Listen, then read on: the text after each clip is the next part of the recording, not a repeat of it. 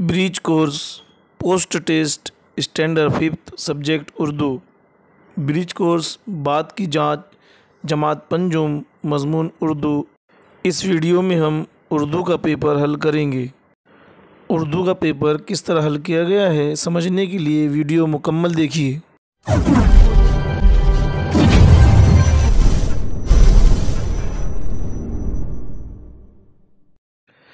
सवाल नंबर 1 का अलीफ मंदरजा झैल से सही मुतबादिल का इंतखाब कर जवाब के दायरे को भरिए।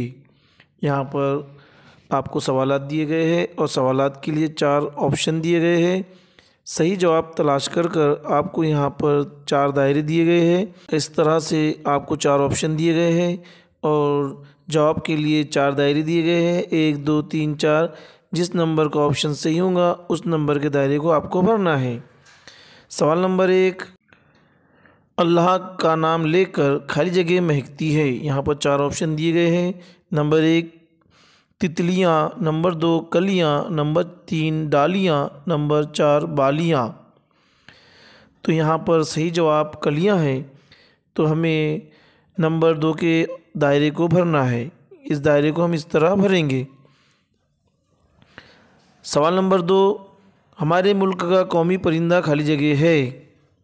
यहाँ पर 4 ऑप्शन दिए गए हैं। नंबर 1 शेर, नंबर 2 चिड़िया, नंबर 3 मोर, नंबर 4 कबूतर। सही जवाब नंबर 3 मोर है, इसलिए हमें 3 नंबर के दायरे को भरना है।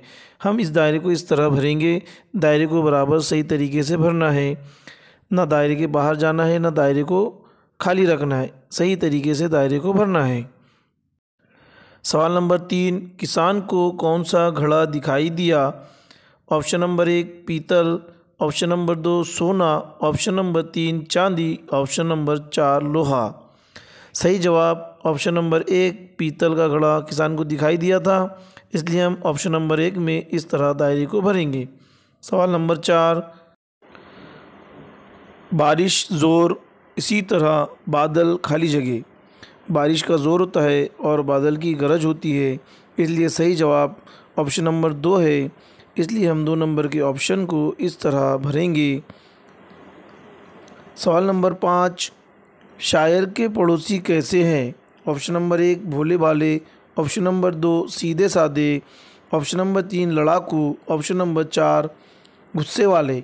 हमारा सही जवाब है ऑप्शन नंबर 2 सीधे साधे, इसलिए हम 2 नंबर के दायरे को भरेंगे। इस तरह हमारा सवाल नंबर 1 मुकम्मल होता है।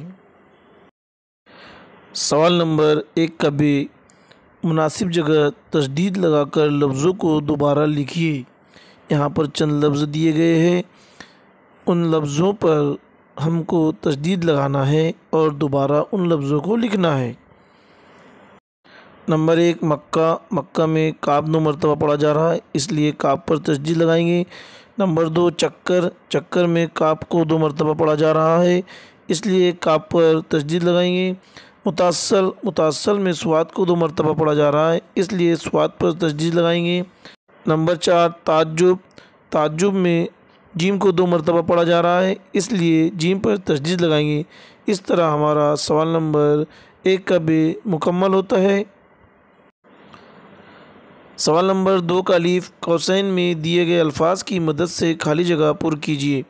कौस में दिए गए लफ्ज़ उदास, झूमना, इज़्ज़त, क्यारी और दौलत। सवाल नंबर 2 का अलीफ का 1 माँ बाप इस जहां में सबसे बड़ी है खाली जगह। खाली जगह में सही लफ्ज़ दौलत आएगा, इसलिए हमें खाली जगह में दौलत लिखना होगा। नंबर 2 बुलबुल था कोई खाली जगह बैठा, बुलबुल था कोई उदास बैठा, खाली जगह में उदास ये लफ्ज़ हमें लिखना होगा। नंबर 3 बहुत खूबसूरत है फूलों की खाली जगह, तो खाली जगह में क्यारी ये लफ्ज़ लिखना होगा।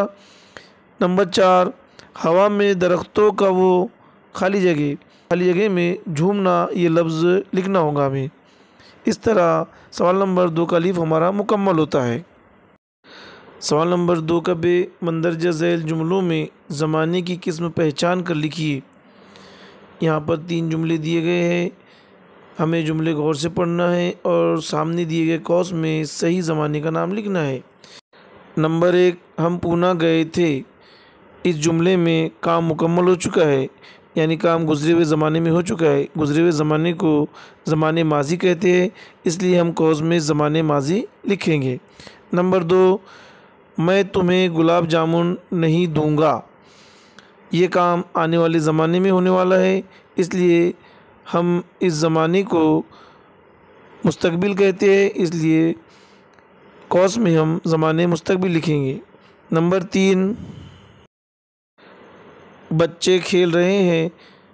इस जुमले में काम शुरू है और जिस ज़माने में काम शुरू हो उस ज़माने को ज़माने हाल कहते हैं, इसलिए तीसरे कौस में हम ज़माने हाल लिखेंगे। इस तरह सवाल नंबर 2 का भी हमारा मुकम्मल होता है।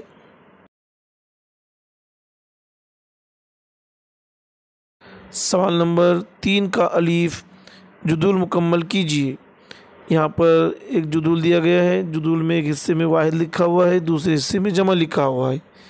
हमें यहाँ पर वाहिद जमा लिखना है। पहला लफ्ज़ है शेर।